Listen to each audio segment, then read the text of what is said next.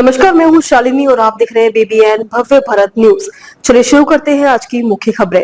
राजस्थान में एक चौंकाने वाला आर्थिक घोटाला सामने आया है, जिसमें करीब 1800 करोड़ रुपए की ठगी का खुलासा हुआ है। हैरानी की बात यह है कि इस ठगी का शिकार बनाए गए हैं हजारों कॉलेज छात्र, जिन्हें तेज कमाई का सपना दिखाकर एक बहुराष्ट्रीय फर्म जैसी दिखने वाली फर्जी कंपनी ने जाल में फंसा लिया। इस गंभीर मामले में अब राजनीतिक और प्रशासनिक स्तर पर भी हलचल मच गई है। जानकारी के मुताबिक यह फर्जीवाड़ा पिछले 2 साल से ज्यादा वक्त से चल रहा था और इसका नेटवर्क राजस्थान के अलावा देश के अन्य राज्यों तक फैला हुआ है। कंपनी ने खुद को नौकरी देने वाली संस्था के तौर पर प्रचारित किया और छात्रों को बताया गया कि वे उनके साथ ट्रेनिंग और काम करने बड़ी कमाई कर सकते हैं। इसके लिए छात्रों से रजिस्ट्रेशन फीस, ट्रेनिंग फीस और अन्य चार्जेस के नाम पर हजारों रुपए वसूले गए। छात्रों को डिजिटल प्लेटफॉर्म पर ऑनलाइन टास्क दिए जाते थे और हर टास्क पर इनाम के तौर पर पैसे मिलने का झांसा दिया जाता था। शुरुआत में उन्हें पैसे भेजे भी गए, जिससे उनका भरोसा बन रहा, लेकिन जैसे ही उन्होंने बड़े निवेश किए, पैसे वापस नहीं मिले। पीड़ित छात्र अब सामने आकर अपने अनुभव साझा कर रहे हैं और हजारों युवाओं ने सोशल मीडिया, स्थानीय थानों और छात्र संगठनों के माध्यम से अपनी शिकायतें दर्ज कराई हैं। इस मामले में राज्यसभा सांसद किरोड़ीलाल मीणा ने खुद हस्तक्षेप करते हुए राजस्थान के DGP और वित्त मंत्री को पत्र लिखा है। उन्होंने इस घोटाले की उच्च स्तरीय जांच की मांग की है और दोषियों को सख्त सजा देने की अपील की है।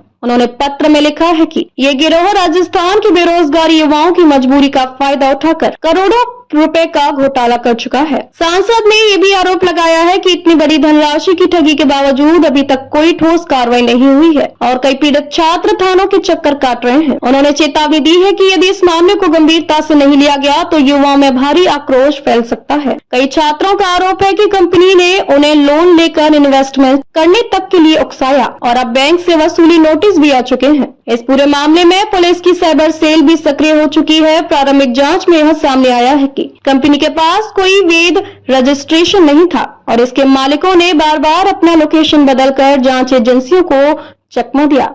राजस्थान पुलिस का कहना है कि वे पीड़ित छात्रों के बयानों के आधार पर केस दर्ज कर रही है और जल्द ही इस घोटाले से जुड़े बड़े चेहरों का खुलासा किया जाएगा। इस घटना ने एक बार फिर यह सवाल खड़ा कर दिया है कि क्यों सरकारी तंत्र समय रहते डिजिटल फ्रॉड को नहीं रोक पाता और क्यों युवाओं को रोजगार देने की बजाय उनकी मजबूरी का इस्तेमाल कर उन्हें ठगा जा रहा है। सरकार और प्रशासन से अब उम्मीद की जा रही है कि वह इस मामले में कठोर कदम उठाकर न सिर्फ पीड़ित छात्रों को न्याय दिलाएगी, बल्कि भविष्य में ऐसे घोटालों को रोकने के लिए ठोस रणनीति बनाएगी। तो अभी तक के लिए इतना ही। मैं शालिनी आपसे विदा लेती हूँ। अगली खबर में फिर मुलाकात होगी एक और खास खबर के साथ। तब तक के लिए बने रहिए BBN भव्य भारत न्यूज के साथ। नमस्कार।